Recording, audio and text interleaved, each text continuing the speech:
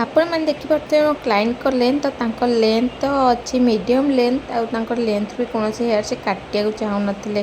तो आम बिना कौन लेंथ कटिंग रे आज करवा स्टेप कटिंग। तो मल्टी स्टेप कटिंग रहिबो जोटा कि आम बहुत सारा स्टेप रहिबो और बहुत सुंदर लुक भी रहिबो। तो चलतु स्टार्ट करवा। एवरीवन मु चिन्नू स्वागत करछि मो यूट्यूब चैनल को। तो आज आपण मानी नहीं आसी बहुत सुंदर गोटे कटिंग जोटा कि आपण मैंने नॉर्मल बहुत सारा डिमांड रहे। आजिकल समस्ते से कटिंग काटे भल पाते। तो मल्टी स्टेप जोटा कि बहुत सारा स्टेप आउ मल्टीपल बहुत सुंदर भी देखा लेस टाइप भी देखा से कटिंग। तो आपण मैंने नॉर्मली कटिंग करिया बहुत सारा भल पाती। तो मुझे जानची से आपण खास नहीं आसी। तो चलते स्टार्ट करवा। तो देखिपे फास्ट मो क्लाइंट कौन करना पूरा हेयर को फास्ट करी टांगल फ्री। तापर मुझे पूरा हेयर रे पानी स्प्रे। तो पानी स्प्रे आम कहीं करूँ कारण क्लाइंट अलरेडी घर हेयर वाश करके आसते। तो हेयर वाश ये करते हेयर वाश मो पाखे कर मु पानी स्प्रे जमा भी करना था। अलरेडी तो हेयर ओदा था ना। तो से पानी स्प्रे करने भला भाव कोम करी और मु पूरा हेयर को बढ़िया भाव देखते सेक्शन सेक्शन सेक्शन कर नौची। मो 3टा स्टेप कर सेक्शन कारण मोर स्टेप कटिंग रे मु प्राय तो 3 ରୁ 4टा सेक्शन करथाए। क्लाइंट को ग्रोथिंग अनुसार एक्चुअली मुझे आम सेक्शनटा क्लाइंट को ग्रोथ यदि अधिका थाए तो मुझे 4टा 5टा करता ना यदि कम थाए ताले मु 3टा सेक्शन भी काम चलाई दिए बेले बेले तो 2टा सेक्शन भी काम चलाई दिए। तो फास्ट मुझे बड़ा सेक्शन करनी मुझे कटिंग स्टार्ट कर। तो गाइडलाइन हिसाब से आम कटिंग करवा 90 डिग्री फास्ट किंतु मु 45 डिग्री रे कटिंग करची जोटा कि आम बहुत ही सर्ट लेंथ लेंथ केवल मु 45 कट करची। आमको 90 डिग्री को जीवाक पड़ोनी फास्ट लेंथटा। तापर मु 90 डिग्री काटी जोटा कि साइड टू साइड का कारण से टिके ऊपर को यू टाइप रही देखिए आज टिके से छोट रहा आम जो 90 डिग्री को जीवा और गाइडलाइन ठार टिके अधिका कट करवा तो आम यू टाइप रहा तो बहुत सुंदर लगे से लुकटा आमर। तो नॉर्मली आम से टाइप कटिंग तो देखी था कि बुझी पार न केमी डायरेक्टली यू सहित आमर स्टेप कटिंग हो गला। तो तार टेक्निक हूँ यहाँ फास्ट आप 45 डिग्री रे कोम करी कट करेंगे तापर टू साइडटा 90 डिग्री रे कट करेंगे। तो तार टेक्निक बहुत सुंदर रहा। तो क्लाइंट हेयर फॉल प्रॉब्लम टी रही तो हेयर फॉल बारंबार हेयर कोम कलापर मो फिंगर रे हेयर सूट अटकी जाऊला। तो मुझे बारंबार छड़ेबार व्यस्त रही जाऊँगी। तो तापर मु कौन कर सेकेंड सेक्शन को जाइए। सेकेंड सेक्शन को बढ़िया भाव में कोम कर 90 डिग्री रे। तो 90 डिग्री आमर से हेयर 90 डिग्री आउ ए हेयर 120 डिग्री जदि आप हेयर हिसाब कर जो लास्ट हेयर आम रही हिसाब कर 120 डिग्री से कम करेंगे। तो बढ़िया भाव में मुझे गाइडलाइन मिक्स कर देखिले बढ़िया भाव में 2 पार्ट रे डिवाइड कर हेयर को गाइडलाइन मिक्स करी कम कर लास्ट हेयर 120 डिग्री रे 120 डिग्री रे कम करके कट जदि से हेयर हिसाब से देखुन ताले आप 90 डिग्री। तो से हेयर 90 डिग्री होची से सीधाटा। तो आपन चॉइस आप हेयर सहित मिसई कर हम 120 डिग्री। जदि आप डायरेक्ट केवल से हेयर हल्का गाइडलाइन मिक्स कर तो सीटा हूँ 90 डिग्री कारण आम जो चुट्टी की कम करवा से चुट्टीर आम 90 डिग्री को ही देखा। तो भल देखते कम करी कट जोटा मु कट कर देखिपे मुझे सीधा काटुनी जमा भी चुट्टी को। तो सीधा मुझे काटे ना कारण सीधा दी काटा तो आम गाइडलाइन भी सहित बेले कटे आमको हल्का क्रप करमती राउंडली देखिपे मुझे कम कर पकाऊँ हेयर को लास्ट रे।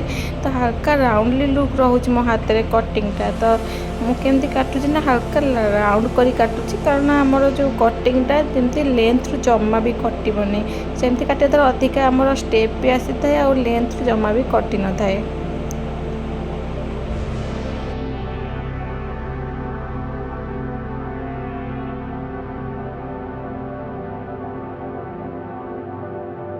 तो सेम टेक्निक रे मु सेपट साइड हेयर भी सेमती गाइडलाइन मिक्स करके कट कर लास्ट साइड रू कर सेपटे मु कम साइड्रु करके कम तो देखिपे मुझे केमती सेपट साइडटा कर तो कैमेरा एपट साइड्रे जो लगी सेपट साइडटा टिके कम देखा से आपदेची सेम डिग्री में कम कर गाइडलाइन मिक्स कर कट करमती आमको 90 आउ 120 डिग्री कटिंग पूरा परफेक्टली यू लुक रोचे देखो तो सेपट साइडटा के यू लुक हो रोचे तो यूर लुक भी दरकार ता सहित मल्टीपल कटिंग भी मल्टी स्टेप कटिंग जेहतु रोचे तो से आम 90 120 डिग्री रे कट करवाटा हूँ आमर सब बेस्ट चॉइस जोटा कि आम बहुत सुंदर भाव में नॉर्मली आमर आसी जाए स्टेप जदि आप क्रॉप लाइक कटिंग आसुनी तो आप सीधा भी कट करेंगे सेमती किसी ना जदि आप क्रॉप कटिंग आसुनी तो नॉर्मली बहुत कम लोग से टाइप कटिंग जानी था तो सहीटा करा बहुत सहज नॉर्मली आम जमी सीधा काटुचे जस्ट ताको हल्का रखिक गाइडलाइन को आम कट करवा तो सेटा द्वारा आम अधिका स्टेप अधिका लेयर्स भी आसी था कटिंग आमर परफेक्टली सुंदर भी देखा जाए था आम चुटी बहुत कम कटि थाए द्वारा आम चुटी कम कटिकी बेसी स्टेप बेसी लेयर भी आसे तो तार बेनिफिट तो बहुत सारा अच्छी बाकी रहा कटिंग तो तार कटिंग ट्यूटोरियल पाखर जूम कर मुझे निश्चय आपण करके देखेबी जोटा कि रूपा मो पाखे थे रूपा तो आज नी तो कम रूपा व्यस्त रही जाते तो मुझे एका जेहतु थी कैमेरा तो बैक साइड ही लगे मत काम करा पड़ो से दिखे नी पाखर तो आपण से कटिंग निश्चय देखेबी दिने तो ये आम स्टार्ट करवा आम फ्रंट कटिंग को फ्रंट रे जमा भी सर्ट दरकार नाला तो फ्रंट सेक्शन जोटा गोटे राउंड सेक्शन बाहर करी फ्रंट रे ताकू भल भाव कम कर कौन कर आड कर गाइडलाइन तो गाइडलाइन आड करके आमको पूरा हेयर को कम कर 90 डिग्री तो से हेयर 90 डिग्री कोटे ना सब ऊपर रही आमर कारण से चुटीटा से ही रोचे तो आमर ताको पूरा भल भाव 90 डिग्री कम करवा फिंगर को डाउन करवा आमर 180 डिग्री रे तो देखा तो फिंगर को मुझे सामना पट को डाउन करी फिंगर को डाउन करी आम से हिसाब से क्रॉप टाइप रो कट कर सीधा भी कट करेंगे किसी असुविधा ना तो 180 करने द्वारा आम आउ टे अधिका लेयर्स अधिका स्टेप देखा तो तापर आम कौन करना पूरा हेयर को करना कम जदि आप रिचेक करा चाहते तो ठीक अच्छे न करा चाहते कौन कथा ना तो मुझे फास्ट रिचेक करने कारण कटिंग पर रिचेक मत करने को बेसी टाइम नहीं कारण क्लाइंट को लेट होता तो सी तरतर होते से फास्ट रिचेक करने भी कटिंग पर तो जिगजैग पॉइंट मुझे देवी ही देवी तो से मु फास्ट रिचेक करने भी कटिंग पर केवल जिगजैग ही देदेवी तो भल भाव पूरा हेयर को मुझे करने कटिंग पर कम कलापर मु पूरा हेयर को 3 पार्ट में डिवाइड करी तो आप कौन कर इयर टू इयर पार्टीशन नुह इयर टू टी अधिका नबार अच्छी सेक्शनटा जोटा कि मुझे ने भी देखदेवी आपकी नौ सेक्शन तो देखो इयर टू आगु को टिके आगु को आपको नबार टिके नुहे 2 फिंगर अधिका नबार अच्छी तो ताको भल भाव कम करा 90 डिग्री रे से हेयर 90 डिग्री मिडिल रो 90 डिग्री रे तो भल भाव 90 डिग्री रे पूरा बढ़िया से टैंगल फ्री कर तापर कम कलापर एमती फिंगर डाउन कर हल्का से छुटी हल्का डाउन करवा ताकू करवा देन कट देख पाते मुझे क्रॉप टाइप काटुची एमती क्रॉप द्वारा काटिया द्वारा आम देख पाते केमती गोल ही कटिला आउ स्टेप भी परफेक्टली रमर जमा भी एक्स्ट्रा लेंथ कटिंग हेनी जोटा कि आम सीधा यदि काटते आमर पूरा भल भाव लेंथ भी कटि जाता क्लाइंट बहुत विरक्त भी होते आम क्रॉप कटिंग करने द्वारा आमर बढ़िया से गाइडलाइन कटिंग भी हेनी कटिंग भी परफेक्टली अधिका स्टेप आ लेयर्स रहिबो तो आपण मैंने कटिंग रे क्रॉप कटिंग आर्ट निश्चय करते आप कटिंग करने को भल पाती तो मु बैक रे कौन कर सेम सेक्शन करके बैक साइड रे सेपट सेक्शन बाहर कर नहीं सेम इयर साइड रू टिके अधिका 2 फिंगर अधिका करके देखिए देखा इयर टू 2 फिंगर आगुआ अच्छी आम हेयर तो सेक्शन कर नहीं बैक चुटी की मुझे भल भाव कम तो सेम 90 डिग्री रे पूरा हेयर मिडिल 90 डिग्री आम देखिए क्लाइंट तल को मुंड कर जोटा कि आम पूरा परफेक्टली 90 डिग्री कम हो हेयर तो आमको सेम क्रॉप सिस्टम रे काटियार अच्छी जहाँ भी एक्स्ट्रा हेयर थी आमर सब बाहर जीव ये कटिंग रे आउ बहुत सुंदर भाव में आम परफेक्टली स्टेप बहुत सारा आसी थाए तो आमको कटिंग करा बहुत सुविधा होता है आउ एत सहज भाव में कटिंग हो जाए आप जानी ही पारे एत सुंदर कटिंग केते सहज आप तो बारंबार रिचेक करने द्वारा आम कटिंग परफेक्टली भी रही है देखिए हम बढ़िया भाव स्टेप एपट साइड आसी तो सेपट साइडटा भी same technique करनेबी cut.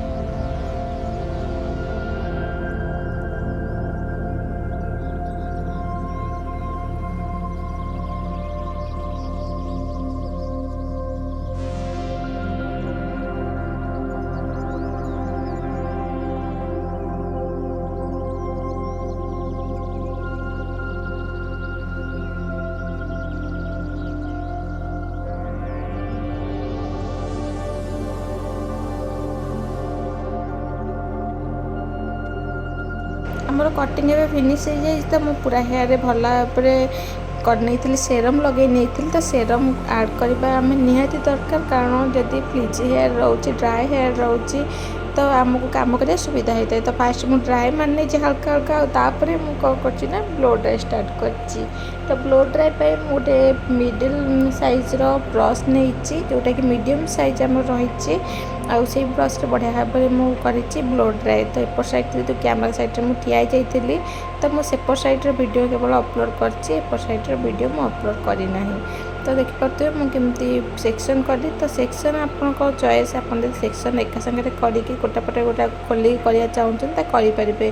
More time बचाई मुझे ही करनी सेक्शन कारण मत तो किसी असुविधा ही हुए मत काम करा कौन प्रकार असुविधा हुए ए सेक्शन रे। जदि ये सेक्शन आपको असुविधा काम करा तो अलग वाला सेक्शन भी करेंगे। ऑलरेडी मो चैनल सेमती सेक्शन अपलोड अच्छी तो नॉर्मली सेक्शन बाय सेक्शन कर फास्ट सेक्शन कम सेक्शन कम द्वारा बढ़िया भाव में अलग करने सेक्शन क्लिप द्वारा अलग अलग सेक्शन करके मारने पार्ट बाय पार्ट तापर गोटे पर गोटे खोलिक ओपन करमर ब्लो ड्राई स्टार्ट करेंगे।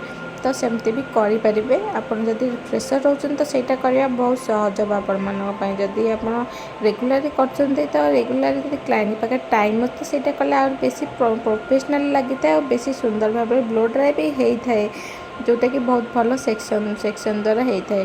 तो आम एमती करने द्वारा कौन ना आम ब्लो ड्राई करदे फास्ट तापर आउ टिके ड्राए द्वारा सेट करवा कारण आम टाइम भी बचो आउ कम टाइम रे भी ब्लो ड्राई आम परफेक्टली हो से आम कम टाइम बचाई टाइम बचाई एमती करता। तो बहुत ही कम टाइम रे मु ब्लो ड्राई करनी तो मोर पूरा कटिंगटा मात्र 18 मिनट रे सर जाइतिला।